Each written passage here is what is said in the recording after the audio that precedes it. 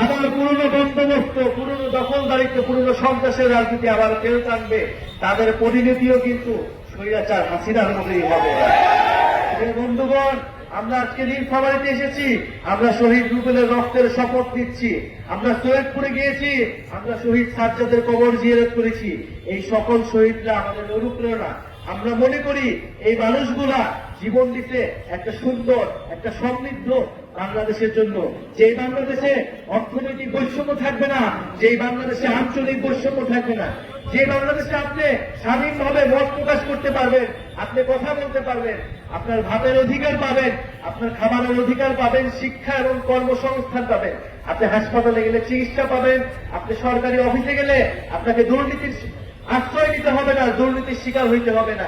এরকম একটা বাংলাদেশের জন্য আমাদের ছেলেরা, মেয়েরা, আমাদের ভাই বোনেরা জীবন দিতে আমরা রাস্তায় নামছিলাম। প্রিয় বন্ধুগণ, যদি গণ অভ্যুত্থানের পরে আমাদের এই সকল দাবি পূরণ হয়ে যেত, তাহলে আমাদের রাজনৈতিক দল করা লাগতো না। কিন্তু আমরা দেখছি 7 মাস, 8 মাস, আজ 1 বছর হয়েছে, কিন্তু এই সকল দাবি পূরণ করা হচ্ছে না। যেমন নির্বাচন নির্বাচন নির্বাচন বলে আমাদেরকে সামনে একটা গুলা ঝুলানো হচ্ছে। আমরা এই ধরনের কোন ধোঁকাবাজিতে বিশ্বাস করব না। আমরা অবশ্যই নির্বাচন চাই, আমরা নির্বাচিত সরকার চাই, কিন্তু অবশ্যই এই গণ অভ্যুত্থানে যারা হত্যা করেছে সেই শেখ হাসিনা এবং তাদের দোসর যারা বাংলাদেশের প্রতিটি এলাকা এলাকায় এখনো লুকায় আছে, তাদেরকে বিচারের আওতায় অবশ্যই অবশ্যই আনতে হবে। শেখ হাসিনাকে দেশে এনে বিচারের আওতায় আনতে হবে।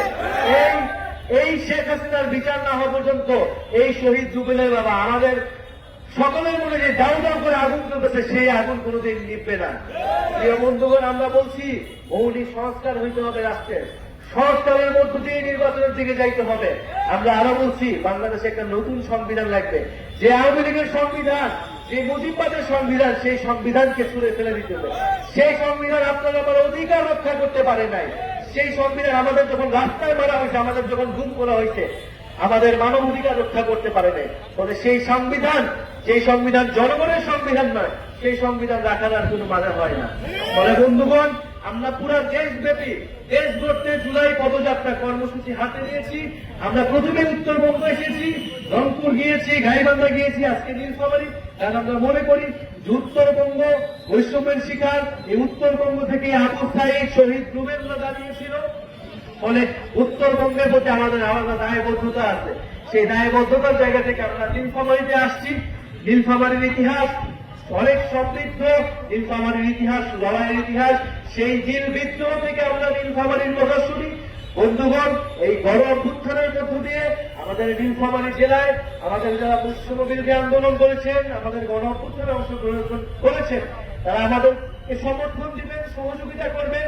আমরা একটা নতুন দল করেছি, আপনাদেরকে কথা দিয়ে যাচ্ছি, আমরা খুব শীঘ্রই আপনাদের যে দাঁড়িয়ে দেওয়া, আপনাদের যে আকাঙ্ক্ষা, আপনাদের যে প্রত্যাশা, তরুণদের একটা রাজনৈতিক দল থেকে সেই প্রত্যাশা আমরা খুব শীঘ্রই পূরণ করব। আর এটা ভাবার কোনো কারণ নাই যে রাজপথে তৃণমূলে কেবল একটাই দল আছে। বাংলাদেশের নতুন রাজনৈতিক শক্তির উত্থান ঘটেছে, নাগরিক পার্টির উত্থান ঘটেছে, তারুণ্যের উত্থান ঘটেছে, 24-এর শক্তির উত্থান ঘটেছে। এবং এই শক্তিকে অগ্রাহ্য করে বাংলাদেশ কেউ কোন ধরনের ষড়যন্ত্র করতে পারবে না। বন্ধুগণ, আমরা এই নীলফামারীর পথসভা শেষে আমরা পঞ্চগড় যাব।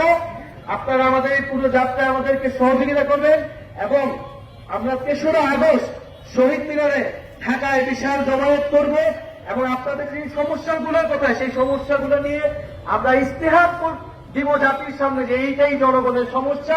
এই সমস্যা সমাধানের জন্য জাতীয় নাগরিক পার্টি নাগরিকের মর্যাদা, ধর্ম বর্ণ নির্বিশেষে আপনাদের সকল অধিকার, দায় দরদ এবং বৈষম্যহীন বাংলাদেশ গড়বে, এই প্রতিশ্রুতি আপনাদেরকে দিয়ে যাচ্ছি।